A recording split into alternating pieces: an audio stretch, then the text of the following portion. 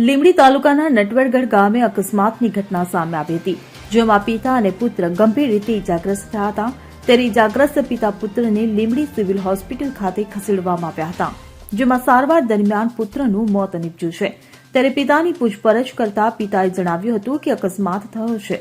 મળતી માહિતી અનુસાર આદર્શભાઈ કરમસિંહભાઈ અને કરમસિંહભાઈ જીણાભાઈ ઉપરના કુટુંબીજન દ્વારા તીક્ષ્ણ હથિયાર વડે હુમલો કરવામાં આવ્યો હતો. ત્યારે આ હુમલામાં ઇજાગ્રસ્ત પિતા પુત્રને લીંબડી સિવિલ હોસ્પિટલ ખાતે ખસેડવામાં આવ્યા હતા. ત્યારે પુત્રની ગંભીર હાલત હોવાથી સુરેન્દ્રનગર ખાતે તેને ખસેડવામાં આવ્યો હતો. પુત્ર આદર્શનું સારવાર દરમિયાન મોત નીપજ્યું હતું.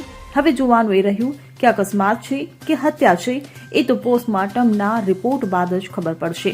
જો કે હાલ આ બાબતને લઈને પોલીસ દ્વારા વધુ તપાસ હાથ ધરવામાં આવી છે. કલ્પેશ વાઢેર સાથે CN24 ન્યૂઝ, સુરેન્દ્રનગર. હવે જુઓ દેશ દુનિયાની તમામ ખબરો તમારી આંગળીના ટેરવે. ઉઠાવો મોબાઈલ અને Google Play Store પરથી ડાઉનલોડ કરો અમારી CN24 ન્યૂઝ મોબાઈલ એપ.